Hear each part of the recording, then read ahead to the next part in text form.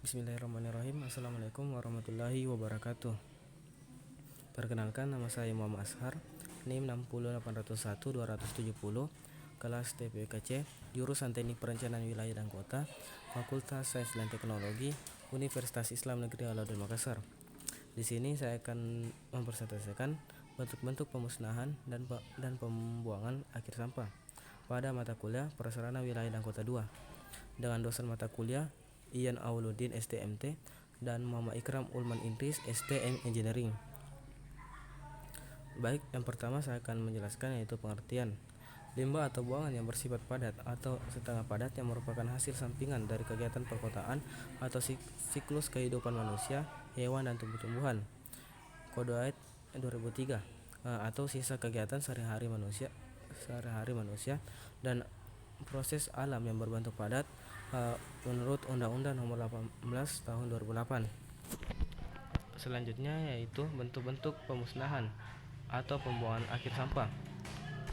Yang pertama itu open dumping, yang kedua composting, yang ketiga sanitary landfill and control landfill, yang keempat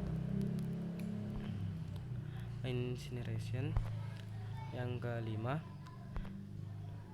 recycling. Baik, yang pertama saya akan menjelaskan open dumping.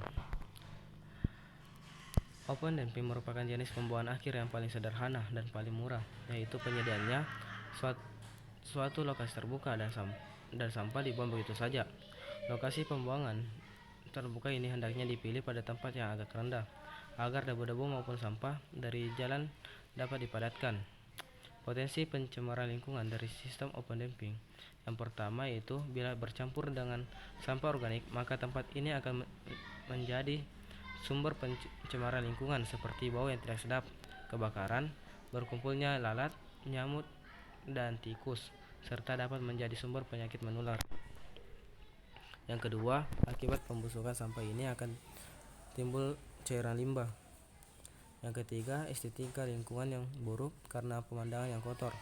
Oleh karena tidak terkendalinya jenis sampah yang akan dibuang, maka jenis pembuangan akhir seperti ini tidak disarankan lagi. Selanjutnya, composting.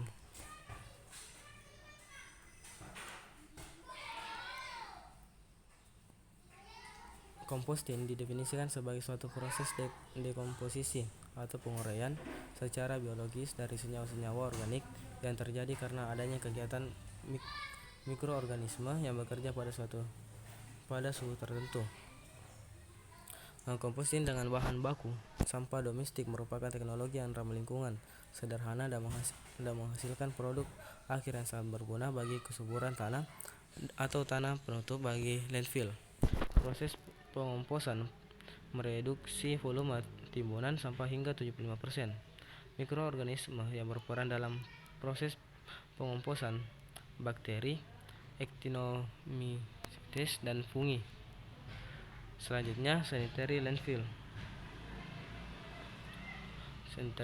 and control landfill. Sanitary landfill atau pengurangan berlapis bersih.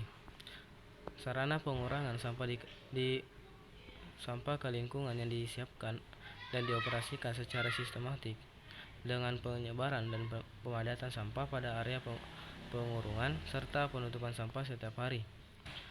Control landfill atau pengurungan berlapis terkendali. Sarana pengurungan sampah yang bersifat antara sebelum mampu melaksanakan operasi pengurangan berlapis bersih. Tempat sampah yang telah diuruk dan dipadatkan di area pengurungan ditutup dengan tanah sedikitnya 1 kali setiap 7 hari. Sanitary landfill. Sampah diratakan dan ditimbun dengan menggunakan lapisan tanah dan pasir. Hingga saat ini merupakan metode yang paling ekonomis dengan dampak lingkungan terendah. Sanitary landfill yang dikelola dengan baik dapat mengubah area yang tidak berguna menjadi open space yang menarik. Sanitary landfill yang tidak dikelola dengan baik dapat menyebabkan pencemaran air tanah. Klasifikasi landfill. Yang pertama, landfill untuk sampah perkotaan Yang kedua, landfill untuk sampah yang ukurannya telah diperkecil. Tidak memerlukan penutupan setiap hari, mengurangi persoalan bau, lalat, dan tikus, mengurangi jumlah tanah penutup, memerlukan fasilitas untuk memperkecil ukuran sampah. Landfill untuk satu jenis sampah atau monofiles, abu sisa pembakaran atau limbah industri.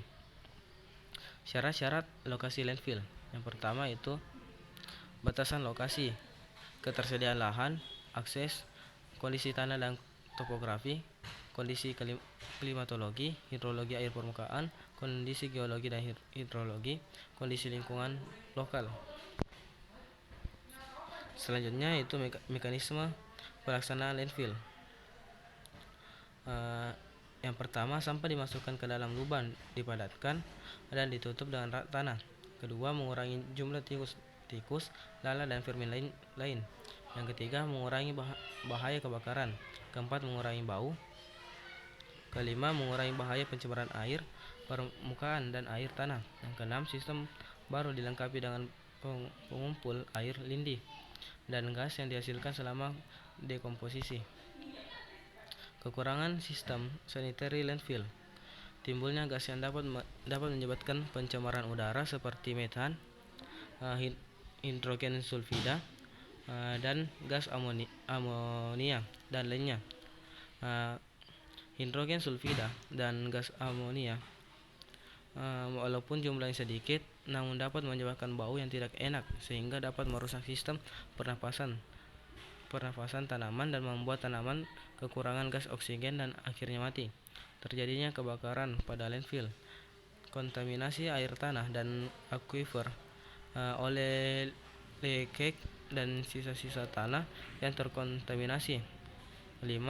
Timbulnya masalah lingkungan seperti bau, debu, sumber penyakit, dan polusi udara. Selanjutnya, incineration.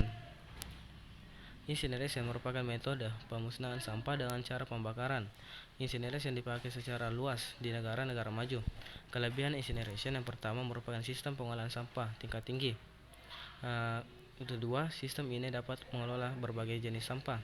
Ketiga, polutan organik dapat dimusnahkan dengan teratur dan polutan inorganik terkonsentrasi di bagian residu. Yang keempat, panas yang ditimbulkan dapat digunakan untuk menghasilkan energi. Kekurangan incineration: biaya investasi dan biaya operasional cukup mahal. Kekurangan sistem incineration: yang pertama itu dihasilkan abu kurang lebih 15% dan gas yang memerlukan penanganan lebih lanjut.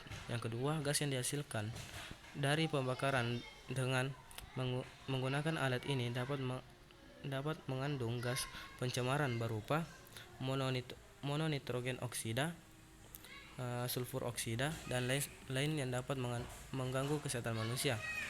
Dapat menimbulkan air kotor saat proses pendinginan gas maupun proses pembersihan insinerator dari abu maupun terak. Keempat, kualitas air kotor dari instalasi ini menyebabkan COD meningkat dan pH menurun, memerlukan biaya yang besar dalam menjalankan insinerator. Yang keenam, penggunaan insinerator ini tidak dapat berdiri sendiri dalam pemusnahan sampah, tetapi masih memerlukan landfill guna membuang sisa pembakaran. Selanjutnya, recycling. Daur ulang atau recycling adalah proses pengolahan kembali sampah menjadi produk baru, berbeda dari semula. Kegiatan ini merupakan kegiatan tambahan karena tidak semua sampah dapat didaur ulang. Kaitannya dengan life cycle.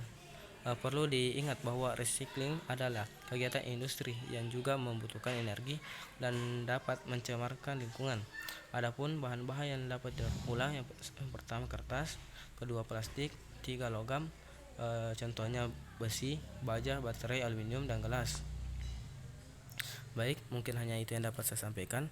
Lebih dan kurangnya mohon dimaafkan. Wabillahi taufiq wal hidayah. Wassalamualaikum warahmatullahi wabarakatuh.